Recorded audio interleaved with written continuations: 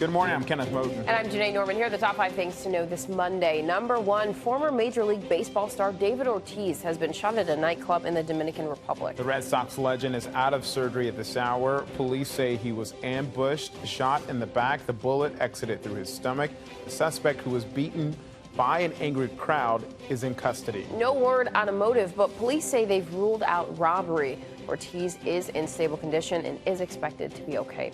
Number 2, President Trump says he has full confidence that Mexico will stick to its agreement to curb the flow of Central American migrants. The president suspended his threat to impose tariffs on goods from Mexico after the administration hammered out a last-minute deal. It includes the expansion of a measure requiring asylum seekers to remain in Mexico while their claims are processed. Officials are pushing back against critics who say some of the steps outlined in the deal were agreed upon months ago. On to number 3, the managers of California's Santa Anita racetrack are refusing to cancel races despite the deaths of 2 more horses. They died over the weekend, raising the number of horses that have died at the track to 29 since late December. Critics say that track should be closed down. We head to St. Louis for number 4. The Blues failed to put away the Bruins last night. Boston beat St. Louis 5-1 to force a Game 7 Wednesday night. Maybe the Bruins were inspired by this. Look at that. A letter congratulating the Blues on winning their first Stanley Cup that made it into the digital edition of the St. Louis Post-Dispatch. It mistakenly appeared a few hours before last night's game. The newspaper has apologized for the error. And finally, number 5, the big night in Los Angeles for Jennifer Lopez. Jenny from the Block kicked off her It's My Party, the live celebration tour, in honor of her upcoming 50th birthday, and there she is with her 11-year-old daughter, Emmy, on stage. They sang a duet of her song, Limitless.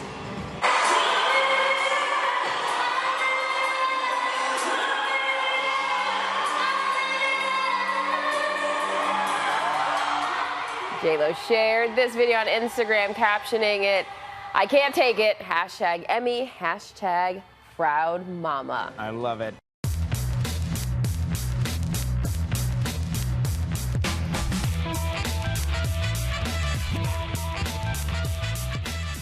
Well, now to our big story, the crowded campaign trail leading nearly all of the Democratic presidential hopefuls to the same stage in Iowa. 19 of them attended a fundraiser without frontrunner Joe Biden, and each candidate had 5 minutes to make their case. And some took the time to slam President Trump for using tariffs as leverage to cut a last-minute deal with Mexico. Critics claim parts of the deal are nothing new. ABC's Serena Marshall has more from Washington. Good morning, Serena. Janae, Kenneth, good morning. These Democratic contenders trying to differentiate themselves in this very crowded field descended on the Hawkeye state as the first debate is just at the end of the month. 19 candidates, 1 state. Each hoping to make their mark in the state that plays a unique role in picking the next Democratic nominee. They're ready for change, and I got a plan for that.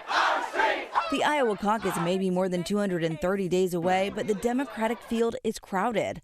One way to hear what they all have to say? Candidates speed dating. It was actually a fundraiser, but each one given just 5 minutes to make their pitch. On all of these issues, there's a common sense way forward. If you want a second date, go to timryanforamerica.com. One candidate not playing, former Vice President Joe Biden, at his granddaughter's high school graduation. He's still leading in the latest Iowa poll, though, and while many of the candidates throughout the weekend took veiled swipes at Biden, they didn't shy away from taking direct aim at the president. The president has completely overblown what he purports to have achieved. Over the deal with Mexico to avert the president's promised tariffs. That includes Mexico sending 6,000 troops to their own southern border. It had been promised months ago, but the administration saying not at this number. Acting Homeland Security Secretary on Fox News. This is the first time we've heard anything like this kind of number of law enforcement being deployed in Mexico to address migration. On Sunday, the president renewed his tariff threat, writing on Twitter that if this border deal fails, they can always go back to their very profitable previous position of tariffs. Kenneth, Janae. And of course, Serena, we know those tariffs would have taken effect today, but that was averted for now. Serena Marshall in D.C., thank you. Well, some other headlines we're watching today. House Democrats are set to open a series of hearings this week looking to keep the spotlight on the Russia investigation. Nixon White House counsel John Dean is scheduled to testify today, offering his expertise on obstruction of justice. The president lashed out in a tweet last night. Also on the agenda, a vote tomorrow on whether to hold Attorney General William Barr and former White House counsel Don McGahn in contempt for defying subpoenas related to the Mueller report. So the Six Flags Magic Mountain amusement park near Los Angeles will be open this morning, a day after a nearby wildfire caused a chaotic scene. Visitors scrambled to leave the park, but shortly after an evacuation was ordered, everyone was told to stay where they were because the flames were too close to the escape routes. People were running, people were going with their cars, buses were driving by, kids were covering their mouths, saying that they couldn't breathe and that they had asthma, and people were panicking. We were just about to get into the park, and we had to turn around. At least 12 people were rushed to the hospital for smoke inhalation. The fire was still burning overnight. Authorities are investigating how it started. And a wildfire burning about 85 miles northeast of San Francisco has scorched more than 3 square miles. The flames were pushed by strong winds over the weekend. They burned at least 7 buildings, which were not homes, and forced more than 100 people to evacuate. Temperatures in the area have been in the mid-90s. And crews dropped fire retardant from planes to cut off a fire that burned across more than 11 square miles northeast of Phoenix. Officials say the fire is more than half contained. Well, now to that crane collapse in Dallas, killing 1 person and injuring several others. It happened as near hurricane-force winds hit the area. One witness said the crane cut through the building like a knife through butter. This morning, a terrifying scene in Dallas. Oh my God, the crane is falling over. Oh my God. A massive crane crashing down, slicing through this 5-story apartment building. Emergency crews evacuating people inside. And part of that crane also slamming into a parking garage. Pictures from inside show several cars piled on top of one another, with search teams and dogs walking amid the rubble as they searched for any people who may be trapped. Every single level of the parking garage in part has collapsed. We have no idea at this point whether any people were in those cars or just in that parking garage in general. This man says he spotted his neighbor who was trapped in a car as it dangled over the edge of the collapsed garage. Back of his window, just struggling. Me and one of my neighbors was like, yo, we got to get him out of there. Like, he's in a freaking car that's hanging, that's about to fall. The crane collapsed as a ferocious storm moved through the area with wind gusts of 71 miles per hour at Dallas Love Field, at one point knocking out power to the airport. Cameras captured the powerful winds pushing this billboard, damaging several cars below. 2 of the people injured in the crane collapse were in critical condition overnight. The company that owns the crane has not yet issued a public comment on what exactly happened. Police in Washington, D.C. say a man with a BB gun was responsible for the panic at the city's Pride Parade this weekend. Several people were injured as hundreds ran from the scene, fearing an active shooter. Police say no shots were fired. It's unclear if the sounds from falling metal barriers were mistaken for gunshots. Officers say the man with the BB gun now faces weapon and disorderly conduct charges. A viral video of an elevator rescue has some Salt Lake City police officers looking for revenge. Because it shows 9 of the city's finest having to be saved by firefighters who work in the same building. The public safety building elevator got stuck last week. Firefighters knew members of the police force were inside, so they made sure to record the rescue and post it online for a few laughs. And they sure got it. Pretty unfortunate for the police officers, but pretty funny for us. I would like to say that it was like any other call, but we particularly enjoyed bringing those police officers out and the looks on their face knowing that they were going to hear about it for a long time.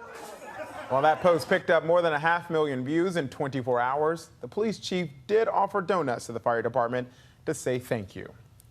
Thank you, indeed. Yeah. Got some good laughs out of that one. Coming up, hundreds of thousands take to the streets. Protesters in Hong Kong out in numbers not seen in 30 years. We'll have the details after this.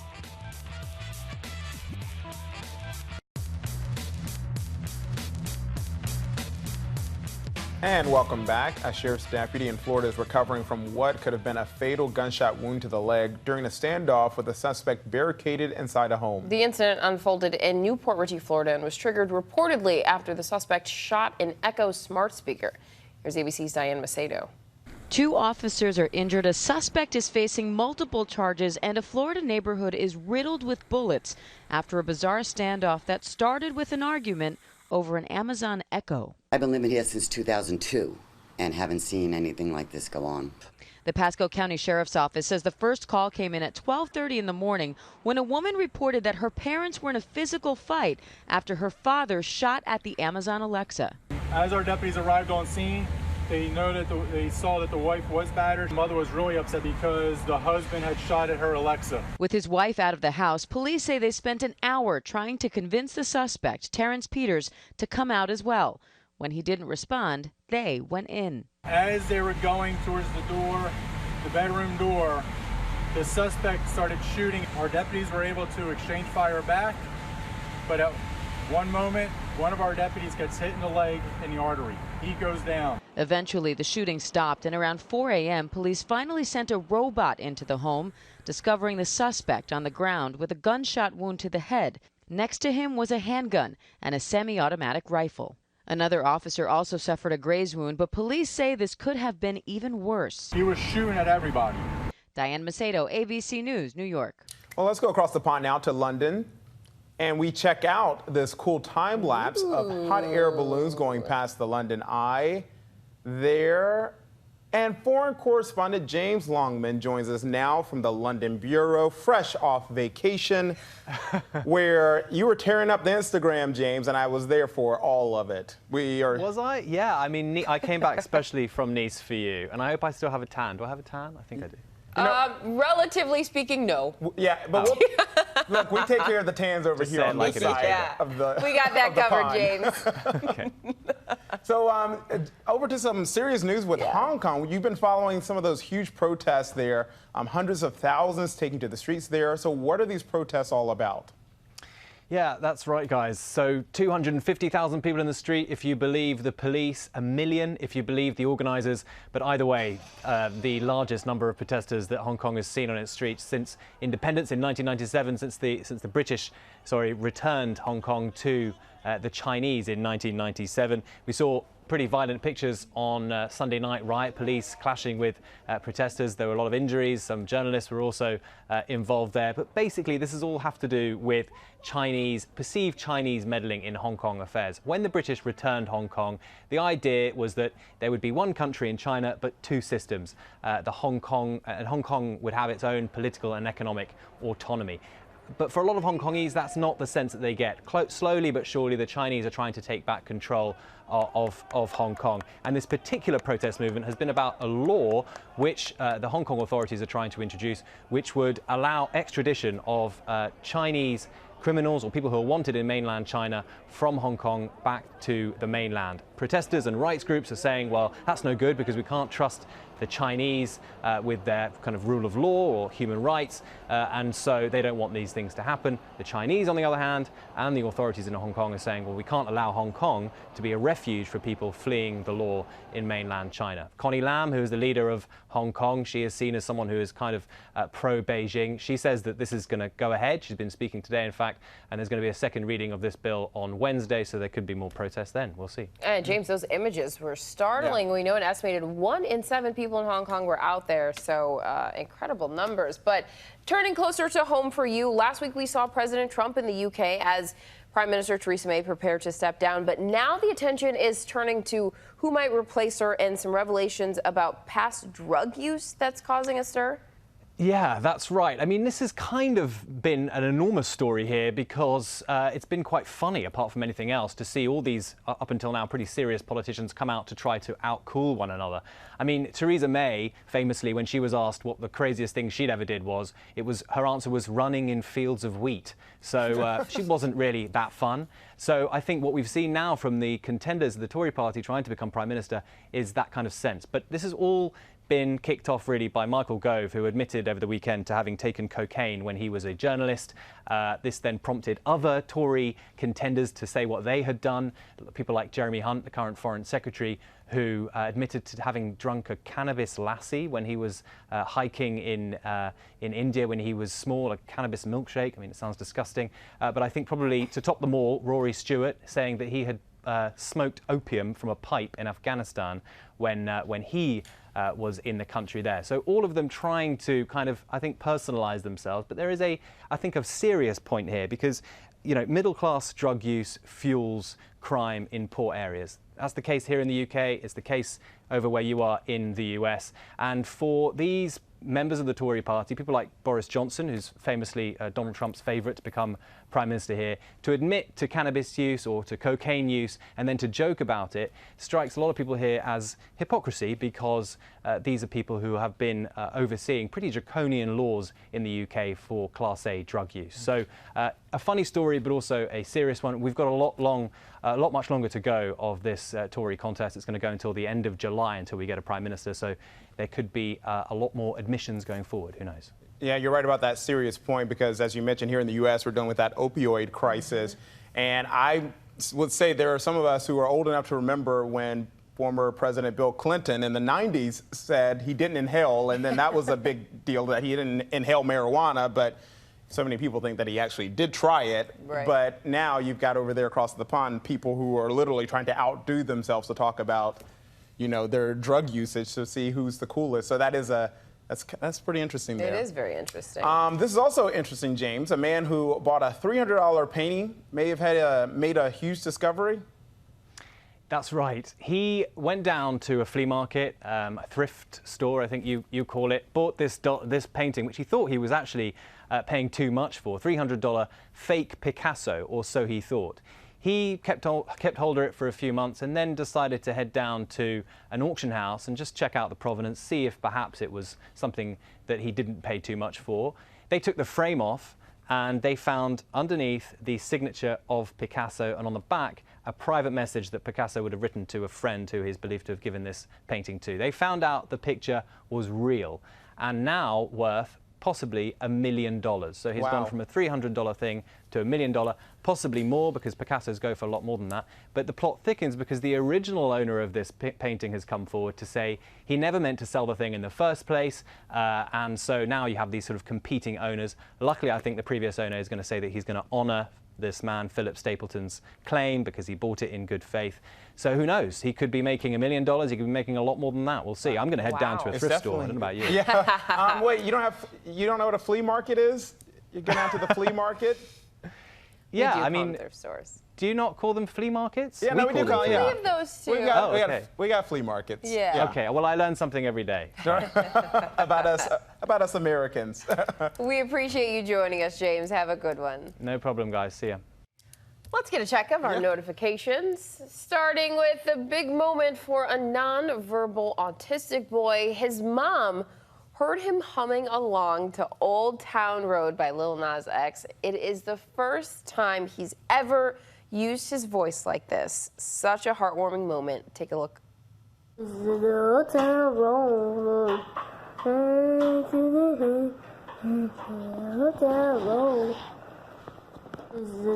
Town Road. Literally music to that mother's ears there. So many kids love this song, and the fact that it has just helped this family is just incredible. It absolutely is incredible, and that you can see why it's gone viral. All right, here's one for the not-so-bright criminal files.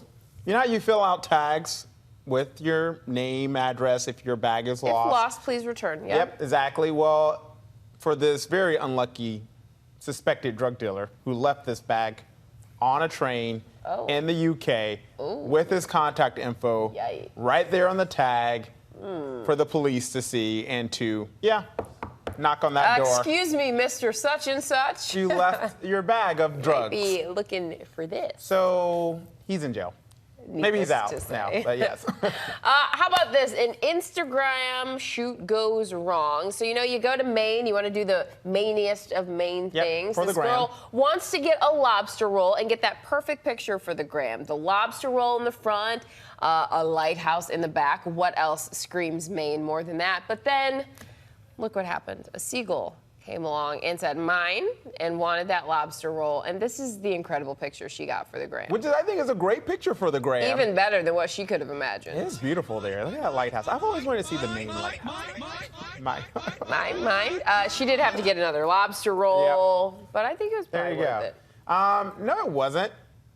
$21 for that lobster roll. For the picture, essentially. She does have a lot of likes, like 200,000 likes now or something crazy. Hopefully she got some follows out of it. Let's hope. A bear with a sweet tooth was on the prowl in Southern California. Look at him. Just spotted there. Being greedy. Munching on some Twizzlers. A whole bag. While relaxing on the wall outside Where did his he home. get those? Well, he wasn't bothered by the neighbors watching him. He's looking back. But when he was done with the candy, he left. wandered off to find another bag of Twizzlers. Hate to eat and run. Maybe he wanted to find something with a little honey in it. Maybe. He said, you can't just have one of these Twizzlers. I need a little more. Where's the honey? Coming up, Broadway's big night to shine. The big stars, the big lives, and that big moment that made Broadway history after this.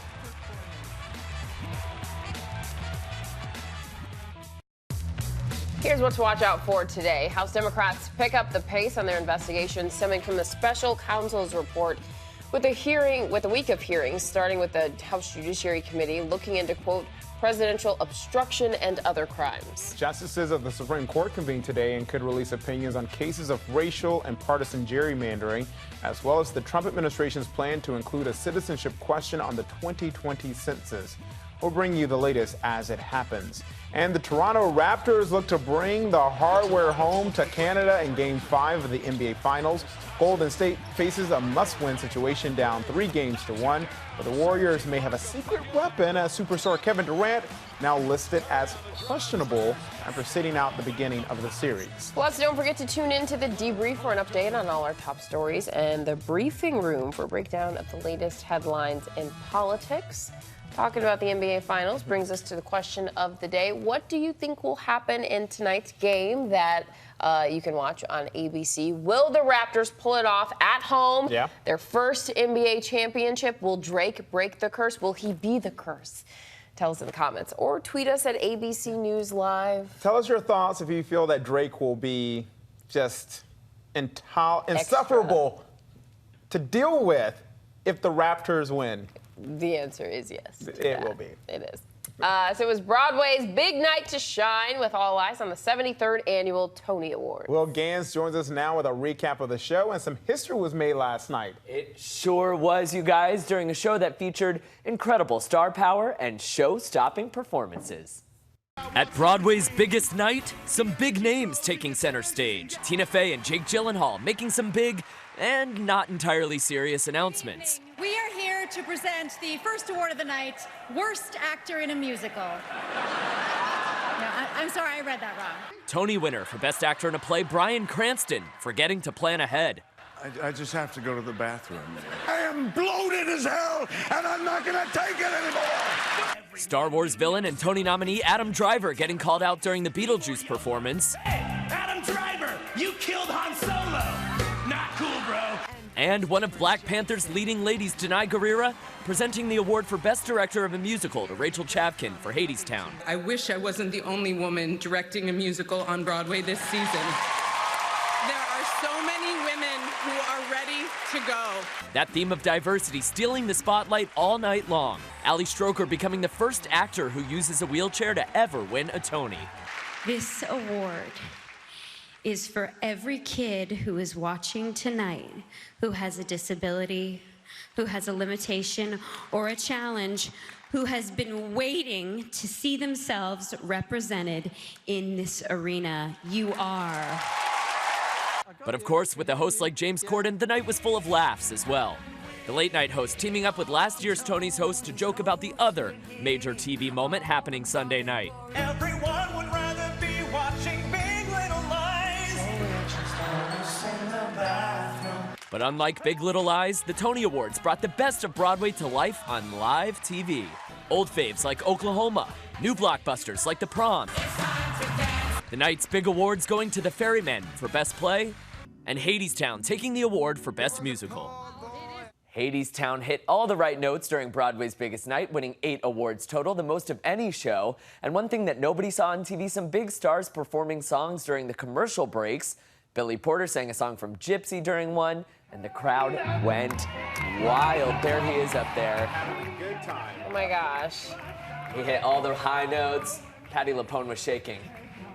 And you know, his train is missing from when he was on the red carpet. Right, I was gonna say, Well, he's been killing it. The crazy thing about this outfit is that it was made from the actual curtain from Kinky Boots, which is the show that he starred in just a few years back. So they cut the curtain into that outfit that you see right there. Wow. That's a nice little tidbit of information, Will Gans. Nice. I know. You're bringing the fashion.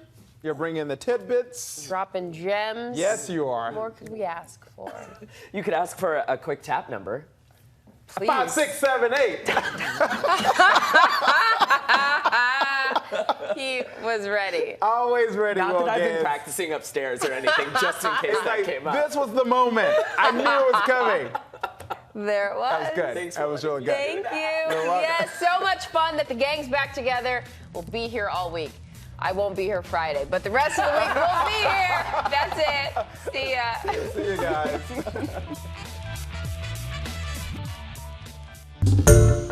Hi everyone, George Stephanopoulos here. Thanks for checking out the ABC News YouTube channel. If you'd like to get more videos, show highlights, and watch live event coverage, click on the right over here to subscribe to our channel, and don't forget to download the ABC News app for breaking news alerts. Thanks for watching.